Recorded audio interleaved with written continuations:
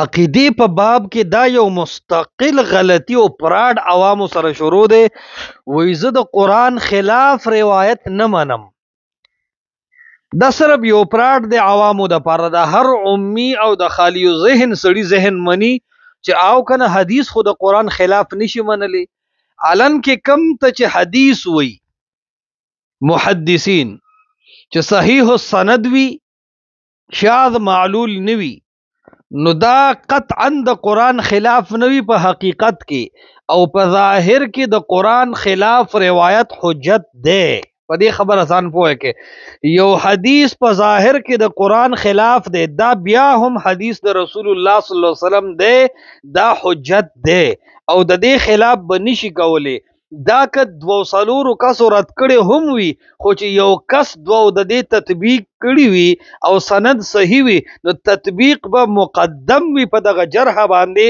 او حدیث د رسول الله صلی الله علیه وسلم که په ظاهر کې د قرآن خلاف ولی نه وي، بیا هم حدیث صحیح السند با حجت وی او رد کولی به نشي. وجه د هغې دا ده چې یو دلیل غټ دا دی چې قرآن حدیث مطلقاً حجت ګرځولی دی، او فرمایلی دی ان جاءکم فاسق بنبأ فتبینوا. که تاسو ته یو خبر راشي نو تاسو هغه فورا مرد کوئ، فتبینوا تحقیق وکئ، فتثبتوا ولا قرات هم متواتر او صحیح قرات ته. اوس تاسو ګوره دلته صرف د تبین خبره کړی ده، او تبین وی د دې سړي احوال معلوم کې، د دې خبرې وزن مګوره دا سړی ټیک دی او که غلط دی. که سړی صحیح ثابت شو او دا روایت شاذ معلول نه دی، نو دا د رسول الله حدیث دی، ځکه چې دا امت د محدثینو قبول کړی دی. او دا که په ظاهر کې د قرآن خلاف هم وي، لکه زه وروسته مثالونه پیش کوم، بیا به هم دا حجت وي.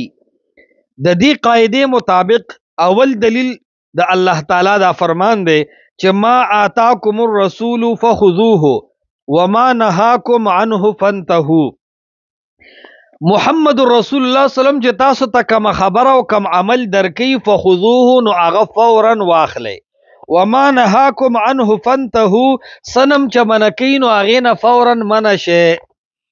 اوس دا آیت کریمه د الله تعالی دا مطلق دی. ابن عبد البر رحمه الله علیه د دې په اطلاق باندې حکم لګولې دی چې تاسو به دې ته نه ګورئ چې دا ظاهر کې د قرآن موافق دی که مخالف دی.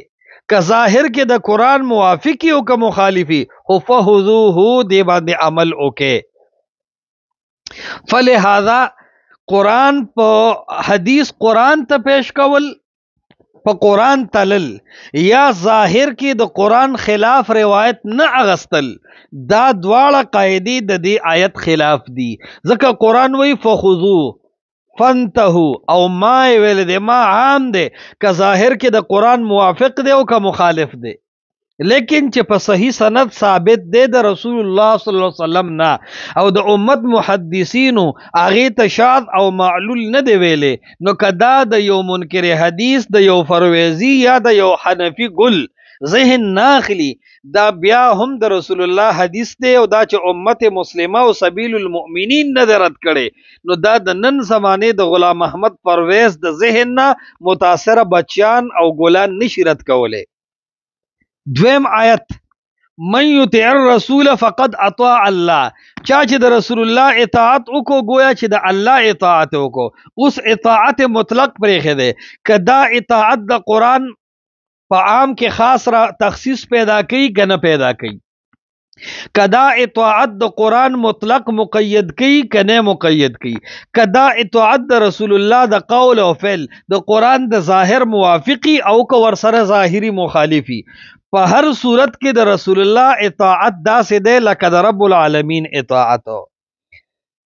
دریم دلیل لتبین للناس ما نزل الیهم، خلکو ته بیان وکړه. په بیان کې رسول الله آزاد دی، که د قرآن عام کې تخصیص پیدا کوي، که د قرآن عام مطلق مقید کوي، که د قرآن د ظاهر سره موافق بیان کی، او که د قرآن د ظاهر نه مخالف بیان کی، دا ټول به د رسول الله حدیثی.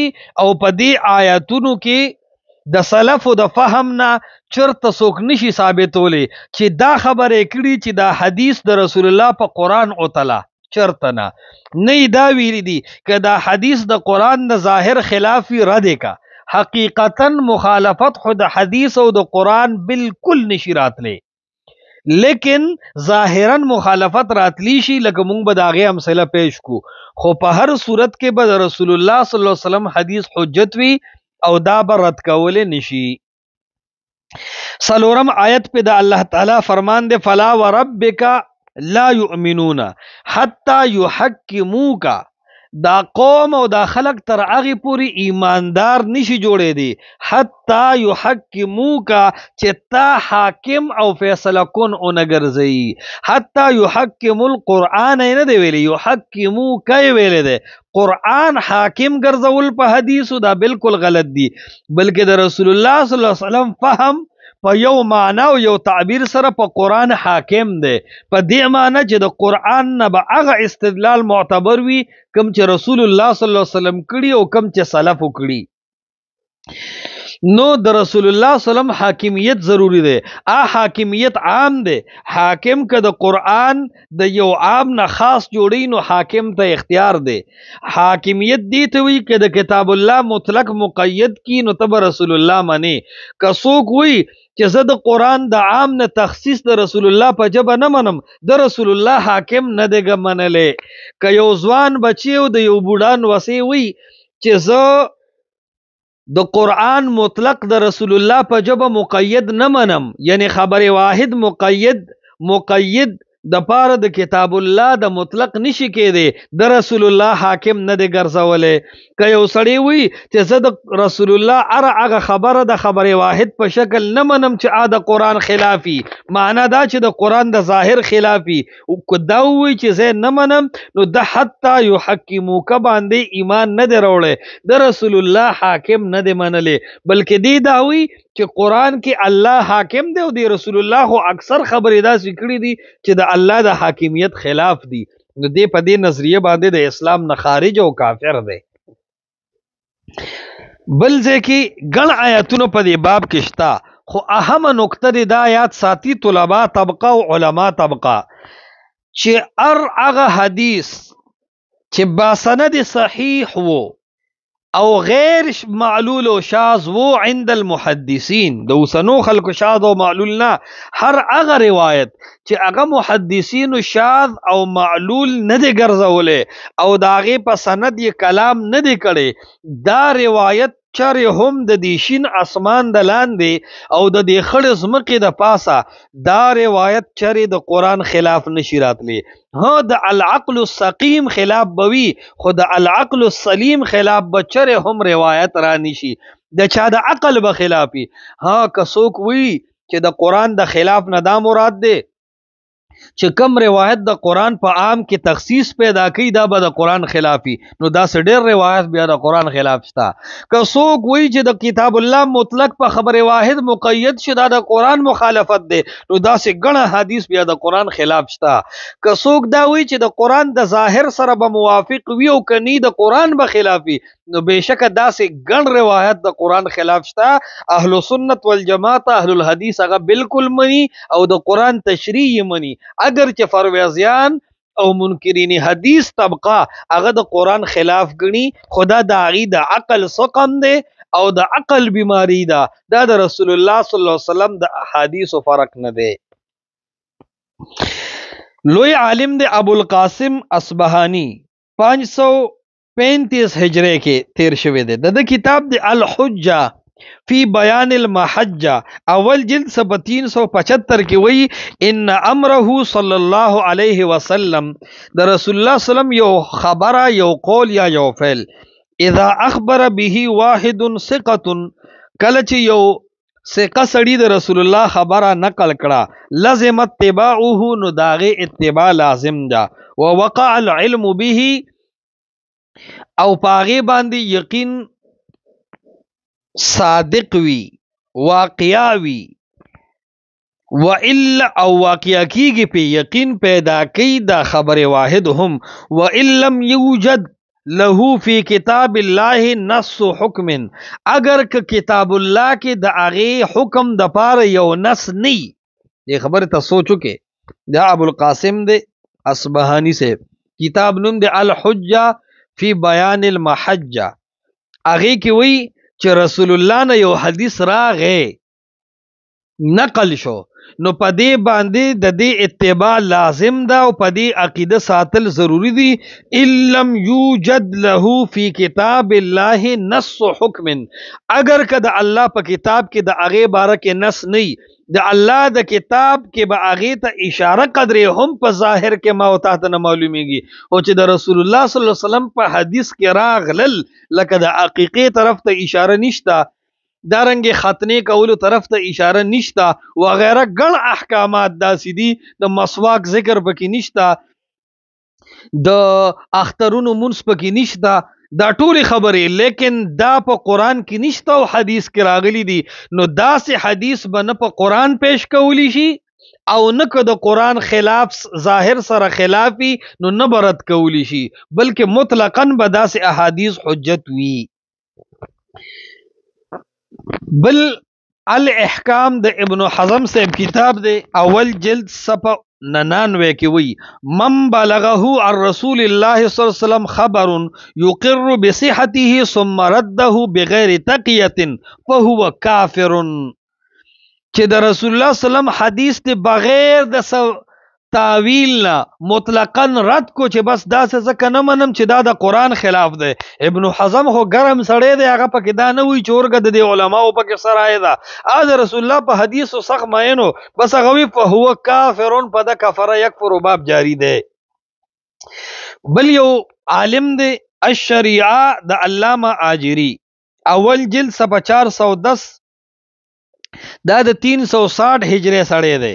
هغه ينبغي لاهل العلم والعقل، مناسب دي د علماو د پاره اذا سمعوا قائلا يقول، چې کله دی ووري چې یو کس داسې وی چې قال رسول الله صلی الله علیه وسلم فی شیء قد ثبت عند العلماء، چې رسول الله صلی الله علیه وسلم یو حدیث دی او اهل علم نقل کړی دی، لکه بخاری او مسلم کې دی یا باسند صحیح دی.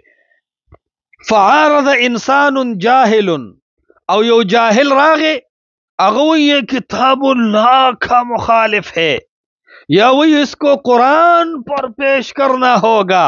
فعارض انسان جاہل، لکه چې دی پنجپریانو ګلانو کې اکثر ځوانانو ته وې چې د قرآن نعال روایت ثابت دی، دا د قرآن خلاف دی، جی اعاده روح والا برزخی اعاده دا و حدیث دا ابو داود صحیح دے، دا دا قرآن خلاف دے، فیمسک اللتی قضا علیها الموت.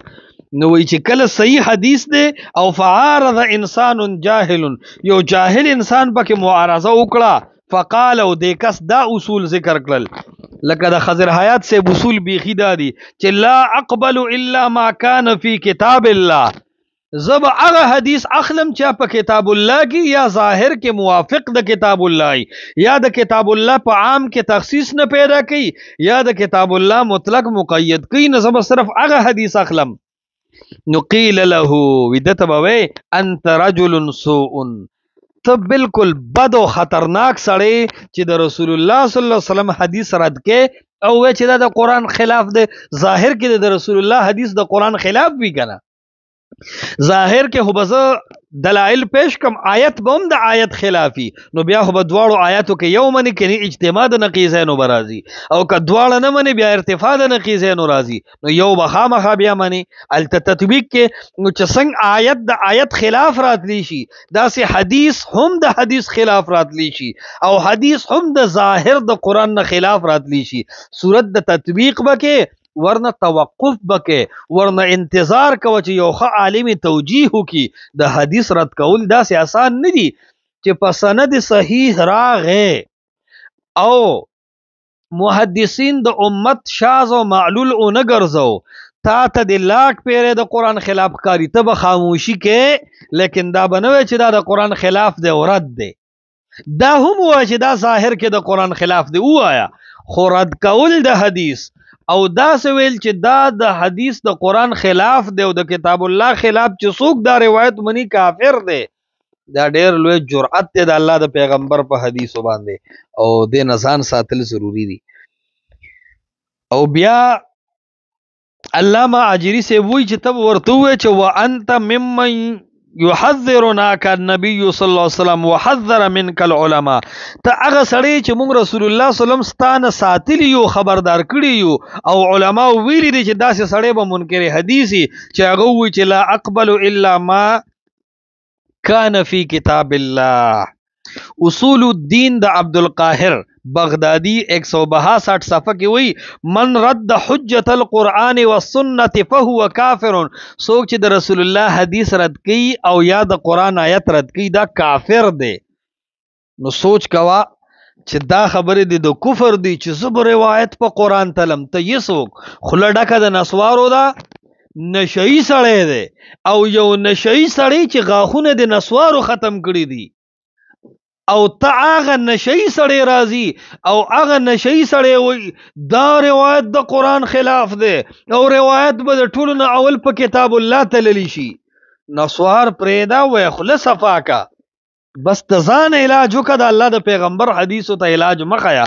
دا غیر سپیشلستان تیر شوي دي، تخپل غمو کروره.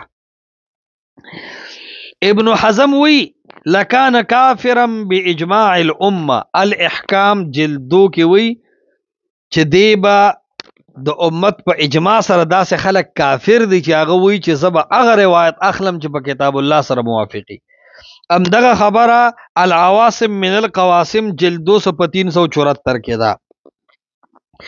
کچرته د قرآن او د حدیث ظاهری تعارض وی، په دې شرط چې حدیث سندن صحیح دی، شاذ معلول نه دی، او د قرآن د معنا سره د عدم مطابقت د وجه لسو علماء رد کو او 2 علماء تایید کو، اگر رد والا اجتهاد دا غیر الله به یو اجر وکي، تب تایید لزی اگر که د قرآن خلاف ظاهر کې ولی وجه دا چې د قرآن د ظاهر سره مخالفت باوجود محدثین او احادیث قبول کړي دي، لہذا دا یو داسې علت نه دی، د قرآن د ظاهر مخالفت داس یو علت نه دی چې د دې په خوشاله کې د روایت من کل الوجوه رد شي، داسې هرگز نه ده. اوسو دې باندې لږه خبره کو چې دا خبره ډومبه راایسته چا ده چې مونږ به روایات په قرآن باندې تلو او هغه حدیث به حجت وي چې هغه د قرآن سره برابر وي. دا یو کتاب دی الطرق الحكمية في السياسة الشرعية د ابن القیم رحمت الله علیه. د دې اول جلد براواړه 185 صفحه د بیروت کې چې کم چاپ دی دا 185 صفحه ده. پاکستان کې عام طور دک صفحه په دی ده چې خالص داغه پروسټیټ دي. اوس دا خبره ذکر کوي چې لومبه دا خبره چا کړي و چې دا حدیث زکه نه منم چې دا د قرآن خلاف دی. نو هغه وی والذین ردوا هذه السنه لهم الطرق، هغه خلق چې اغي د رسول الله حدیث رد کوي. ابن القیم رحمت الله علیه په سیاست شرعیه کې وی چې د دې یو څو طریقې دي. بیا ابن القیم سے وی الطريق الاول انه خلاف لکتاب الله فلا تقبل. ویلومبه طریقه د منکرینو د حدیثو هغه دا ده چې وی دا حدیث د قرآن خلاف دی فلا تقبل، نو دا به نشي رد کولی. او رستو د توی چې دا د شیعگانو طریقه ده، نو خانه ته خو اهل حدیثو ته وی چې دا د شیعگانو اولاد دی. د ابن القیم رحمت الله علیه د ذکر کرده اصول مطابق چې مشاهده سره بالکل موافق دي، د هغه مطابق خو خانه ته شیعه شوی او د شیعه اصول خو تار اغستی دي. هغه وی الطريق الاول، لومبه طریقه چې خلق په د رسول الله حدیث رد کوي انه خلاف لکتاب الله، هغه دا چې دا خلق وی چې دا حدیث د قرآن خلاف دی فلا تقبل، نو دا به نشي قبلولی. بیا وی وقد بین الائمه كالشافعي واحمد ان الكتاب لا يخالفها بوجه، وی امام احمد امام شافعی ویلی چې کتاب الله د دې سره خلاف نه دی وانها لموافقه لکتاب الله، حالان کې دا هو د کتاب الله سره بالکل موافق دی، خو ستا د ذهن بیا خلافی یا بستا د اصول خلافی. بیا وی وانکر الامام احمد والشافعی علی من رد الاحاديث النبویہ لزعمه انها تخالف ظاهر القرآن. وی امام احمد او امام شافعی په هغه چا رد کړی دی چې هغه حدیث په دی وجه رد کوي چې انها تخالف ظاهر القرآن، چې دا حدیث د قرآن د ظاهر خلاف دی. چې څوک په دی طریقه حدیث رد کوي نو خضر حیات صاحب دا وورا، منیر شاکر لالا او نورو ماماګانو ټوله وره امام احمد امام شافعی په دغه خلقو باندې رد کړی دی. بیا وی ولل امام احمد فی ذالک کتاب مفرد سماه کتاب طاعت الرسول. وی طاعت الرسول په نوم باندې امام احمد کتاب لیکلی دی او په دې بحث کړی دی چې د قرآن د ظاهر د مخالفت د وجه به حدیث نه رد کوي. بیا وی والذی یجب علی کل مسلم اعتقاده انه ليس فی سنن رسول الله صلی اللہ علیہ وسلم الصحیحہ سنت واحدة تخالف کتاب الله. وی د رسول وی په هر مسلمان دا عقیده ضروری ده، عوام دم دا عقیده زدکی، طلبا دم زدکی، علما دم زدکی چې د رسول الله صلی الله علیه وسلم نه په صحیح سند ثابت شوی د محدثینو مقبول یو حدیث داسې نشته چې د قرآن خلافی. د یو حدیث چې د قرآن خلاف دی دا په دې حدیث کې ډېر غټ غیب دی. نو دا غیب په دې 1400 کاله امت باندې پټ څنګه پاتې شو چې حدیث د قرآن خلاف د امام بخاری خاموش دی، بیا د امیر المؤمنین فی الحدیث د سره شونه حدیث د قرآن خلاف د امام مسلم په خاموش وی، دا بیا امام مسلم اړو محدث شونه د قرآن په مخالفت د پنځپیر په دوره تفسیر کې سلويخ رزو ناستو والا مومن ګل وغیرہ پویږي چې دا حدیث د قرآن خلاف دی. امام بخاری امام مسلم او 1400 کاله امت په نه پویږي. تعجب دی په دې جمله. د قرآن مخالفت خو یو داسې ښکاره غیب دی په حدیث کې چې په دې خړو کې اولویم پویږي، نو ټول امت په غلې دی او ته په نن گویا شوي دومره غټه او بدیهه او صریحه غلطي په دې امت پټه څنګه پاتې شوه او پتا ښکاره څنګه شوه. ها کتا سره بر د وحی کنیکشن وی نو بیا خو د نبوت دعوا وکا، کني ته تا ته چې د قرآن خلاف ښکاري او د امت ته د قرآن خلاف نه ښکاري یا دی نه دی ګرځولې، دا دلیل دی د دې چې په ظاهر کې د قرآن خلاف تا ته ښکاري د دې ته مخکاري دو خو ته رد کې او دی نه رد کو. وجه دا ده چې په ظاهر کې د قرآن خلافی نو قابل رد نوي. بیا ابن القیم صاحب مخ کې وی وګد باس کې چې په دې باندې خلکو لیکل کړي دي ډیر وګدو چې حدیث د قرآن خلاف راضی یا ناراضی، نو غټ بحث کړي دي. خو بیا لومبه خبره ابن قیم په صفحه 188 ته لګور شي، جلد اول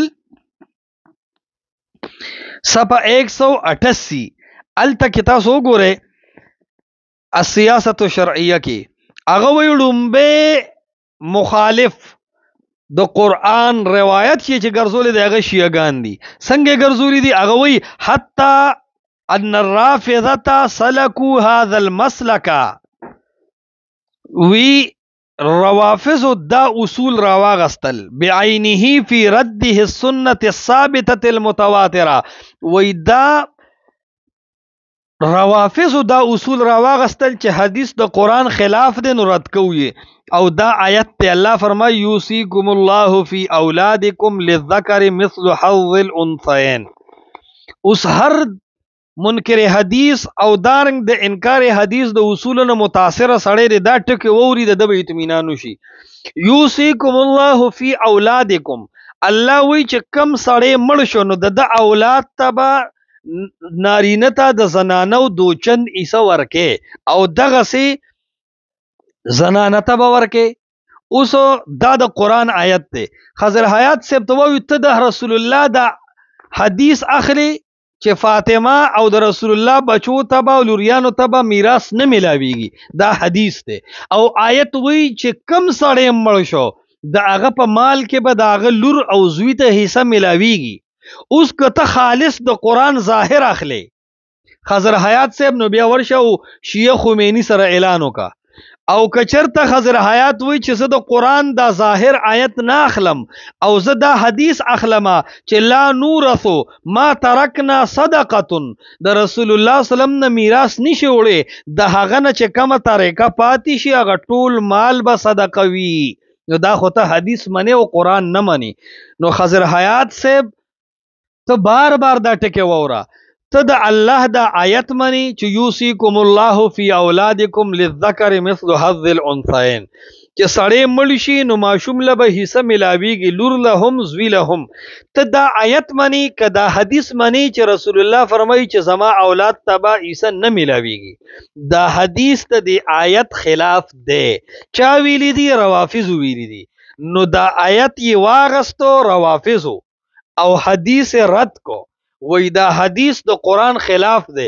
کم اصول باندې چې ته آیت اخلی او حدیث رد کې، دک اصول باندې روافضو دا یوصیکم الله آیت اغستی دی، لا نورث ما ترکنا صدقه والا حدیث رد کړی دی.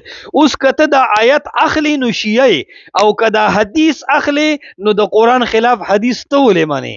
دا تا د پاره لمحه فکریه ده چې گریوان کې سوچو کې.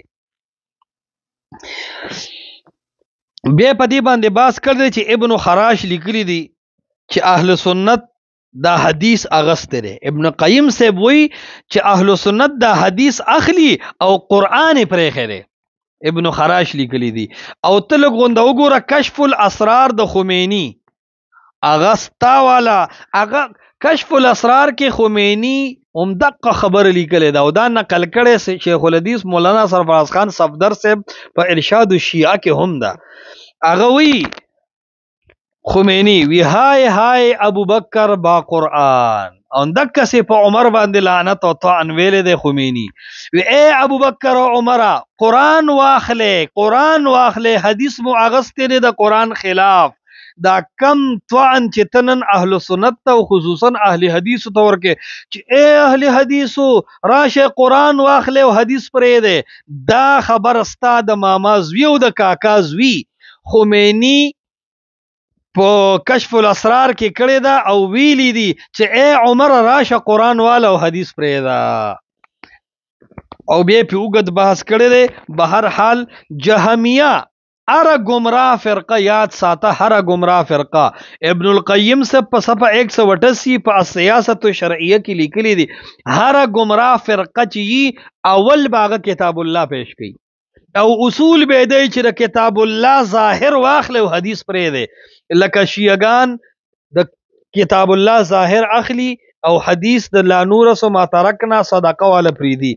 جهمیو د صفات الله احادیث رد کړي دی، ولی قرآن اغستی دی وی لیس کمثله شی، وی دې سره جسمیت ثابتیږي او تشبیه د مخلوق سره راځي. خوارجو احادیث د شفاعت رد کړي دی او د قرآن نه استدلال کړي دی. دارنګه احادیث د رؤیت الله دا معتزله رد کړي دی او د قرآن نه استدلال کړي دی. لا تدرکه الابصار وهو يدرك الابصار. عرض مې دا کو چې دا د اهل باطل طریقه ده چې د قرآن ظاهر اخلی او حدیث پر رد کوي. دا نو وایي چې خضر حیات سره قرآن دی. دا خضر حیات سره چې کم قسم د قرآن استدلال دی ام دک روافض سره دی. خضر حیات چې د قرآن نه څنګه استدلال کوي ام دک ستی جهمیه کوي. خضر حیات چې د قرآن نه استدلال کوي ام دک ستنه معتزله کوي چې لا تدرکه الابصار. خضر حیات چې د قرآن د ظاهر نه څنګه استدلال کوي ام دک ستنه خوارج کوي چې لا یشفعون، شفاعت پکې نشته.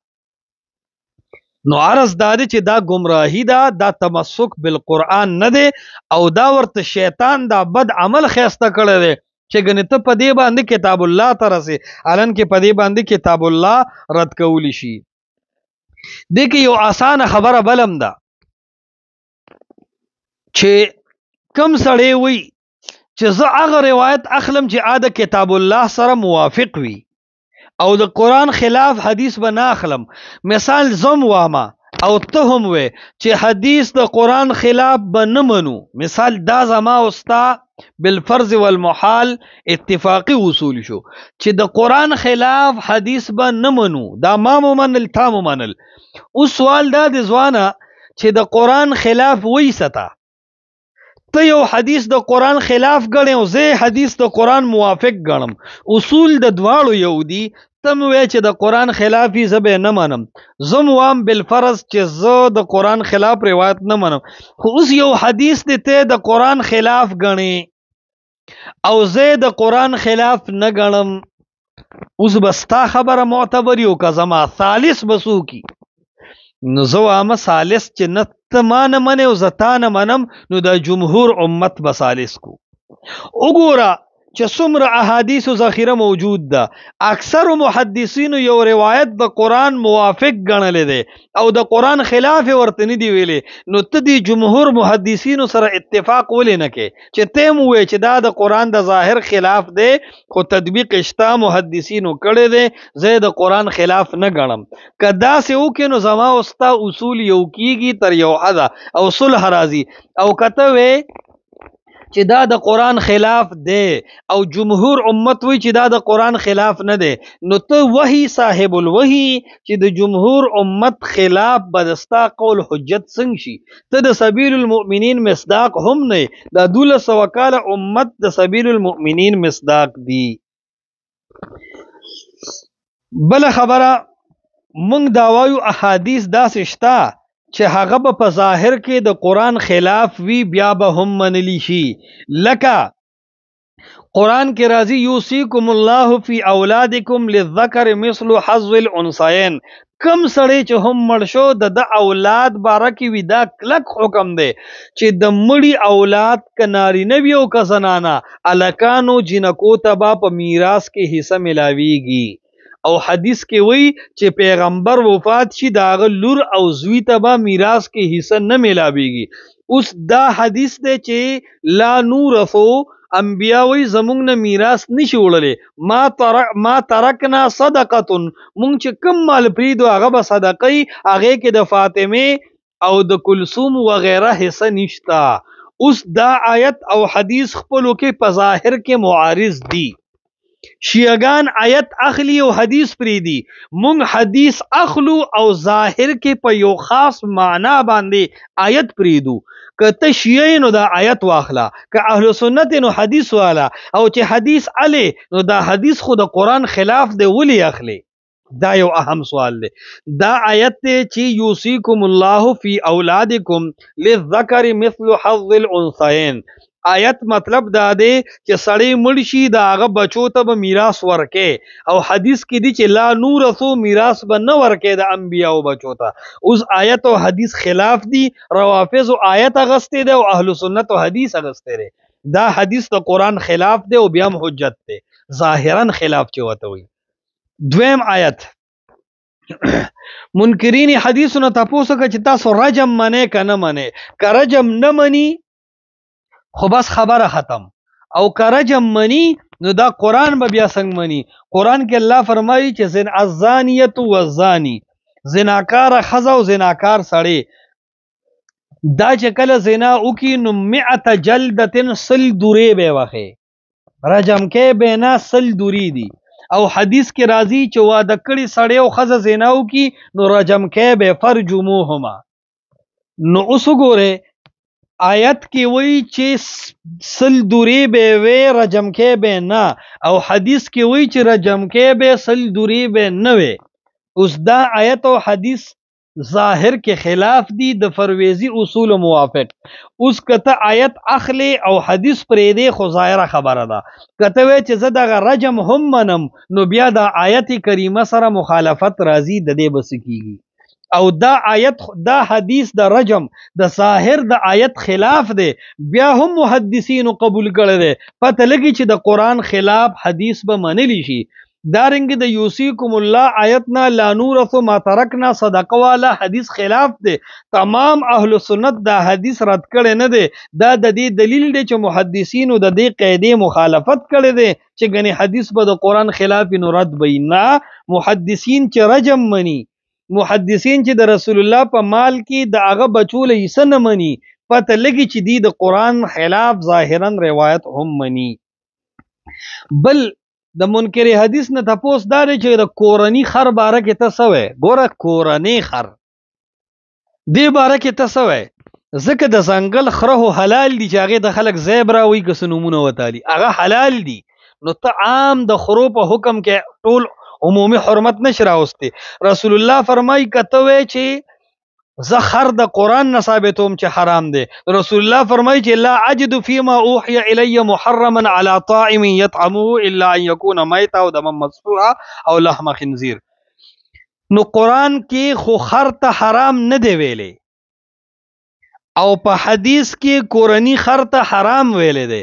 تمام دنیا خر ته حرام وی، اگر چې قرآن کې الله فرمایي رسول الله چې په قرآن کې خر ته حرام نه دی ویلې. لا اجد ما ته نشته پته چې د دغه څلور سیزونو یا نور محرمات چې د قرآن راجمه کې د قرآنی محرماتو نه علاوه رسول الله فرمایي لا اجدو بل سیس ما ته حرام نه ښکاري.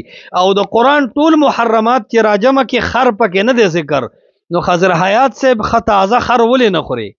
کته وی چې د حدیث ته وجه حرام دی، نو دا حدیث خو د قرآن خلاف دی، ځکه قرآن کې ویلي دی لا اجدو د خر حرمت زه نه وینم او حدیث کې راځي چې خر حرام دی. دغه رنګي سوال دا دی د منکرین حدیثونه چې مئی حلال دی بغیر د ذبح که حرام دی. کچرته مئی ته حرام وي بغیر د ذبح، خو بیا مئی مخوره او ټولو خلکو ته ووایه مئی خو چرته چا ذبح کړی نه دی او نه څوک ذبح کوي. قرآن کې راځي حرم علیکم المیتة والدم، الله تعالی حرام کړی دی په تاسو باندې المیتة مرداره والدم او وینا.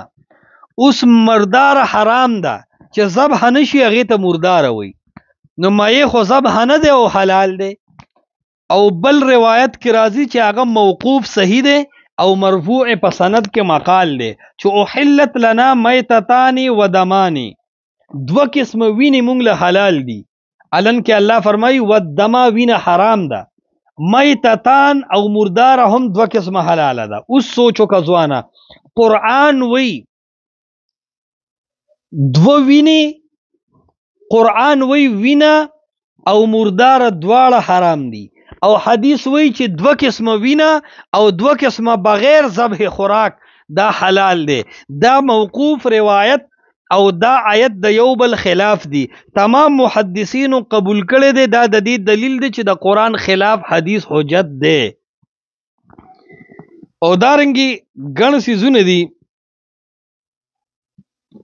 چې په هغې کې دا خبره ښکاره ثابتېږي چې که روایت د قرآن د ظاهر خلاف وي بیا به هم حجت وي، په دې شرط چې په صحیح سند سره ثابت وي. نو د دې ټول درس خلاصه دا شوه چې هر هغه حدیث د رسول الله صلی الله علیه وسلم چې په صحیح سند ثابتو، محدثینو د امت شاذ او معلول نه دی ګرځولي، نو که په ظاهر کې د قرآن خلاف وي دا به هم د رسول الله حدیث وي، او دا حدیث کچا په ضد باندې رد کو دا کافر دی، او کچا په اجتهاد سره رد کو نو دله به الله یو اجر ورکوي، دی په کافر نه دی ځکه د اجتهاد او د علم کمزوري وه. خو که یو سړی تمام امت چیلنج کوي او د هغې روایت منونکي ته منکر قرآن وي او دا روایت رد کوي بغیر د فهم او د تتبعنا او په زد سره رد کوي، زد دا چې د هغې منونکو ته د قرآن منکر او کافر وي، نو دا سړی منکر حدیث او کافر دی.